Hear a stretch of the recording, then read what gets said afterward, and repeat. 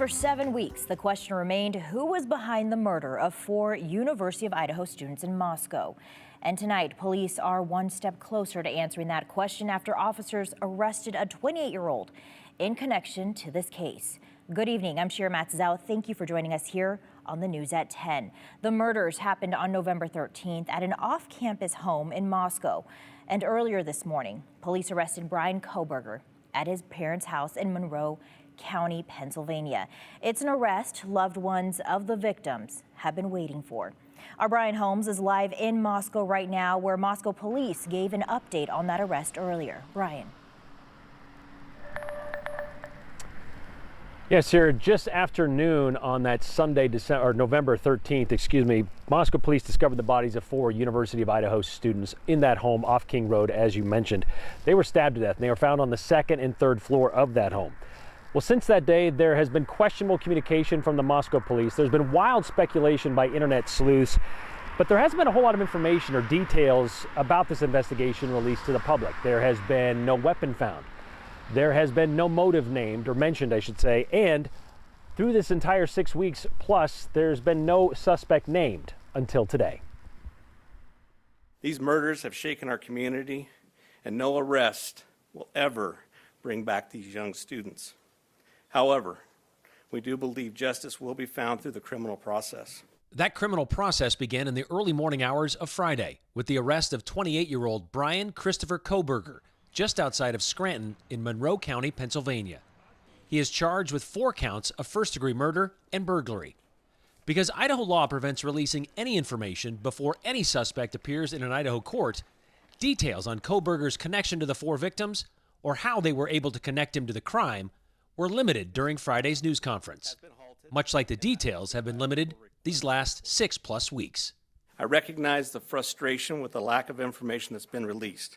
However, providing any details in this criminal investigation might have tainted the upcoming criminal prosecution or alerted the suspect of our progress. It's a stance Moscow Police Chief James Fry takes firmly, despite the, up to this point, ongoing criticism of his department.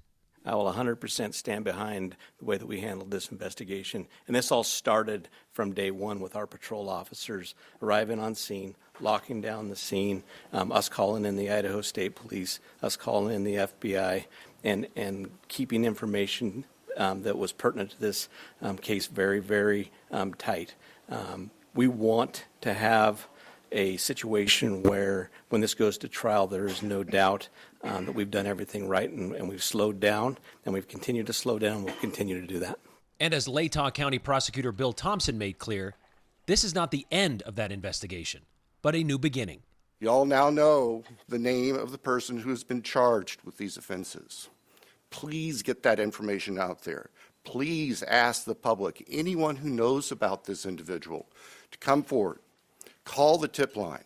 Report anything you know about him to help the investigators and eventually our office and the court system understand fully everything there is to know about not only the individual, but what happened and why. We know Kohberger is a graduate student within Washington State University's criminology program in Pullman, about 10 miles west of the U of I. Police were at his residence and on-campus office Friday. And as students from both schools return for the spring semester with this new information, investigators hope they return with more details that might strengthen their case and maybe further strengthen their communities. We are committed to safely delivering the college town atmosphere, campus experience, and high-touch quality education for which the University of Idaho is known. With time, we will heal. We will move forward together, and we will remain Vandal strong. That sentiment is still sprinkled around the town of Moscow, Vandal strong. You know, Chief Fry mentioned today they've received more than 19,000 tips, and they've done more than 300 interviews to get to this point. And probably the biggest break came on December 7th when they asked the public for help in finding a white Hyundai Elantra. We know now a car matching that description was taken into custody along with Kohberger this morning in Pennsylvania. As far as classes at the U of I, those expect to resume on January 11th, and the school is offering a variety of options when it comes to personal protection and, of course, counseling. And police, as I mentioned, are still wanting anyone with any information, all information about this suspect to come forward, or to even what happened that night, to come forward and let them know. You know, there's still a lot of unanswered questions, whether it's the motive in this case, how these two people this person is connected to this to the crime scene.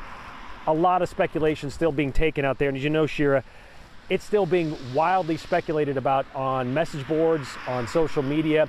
But if we've learned anything over the last 6 weeks, there hasn't been a whole lot of that's been known to be credible. So maybe don't pay attention to all of that. I know there's a lot of questions, as I mentioned. As the prosecutor and the chief of police have said, though, there's a process to this, and now it is a criminal process. And we are just as interested in putting these pieces of this puzzle together and see how they fit. And as soon as these court documents allow us to do so, we're going to let you know how those fit together as well. Shira? All right, Brian Holmes live in Moscow. Thank you.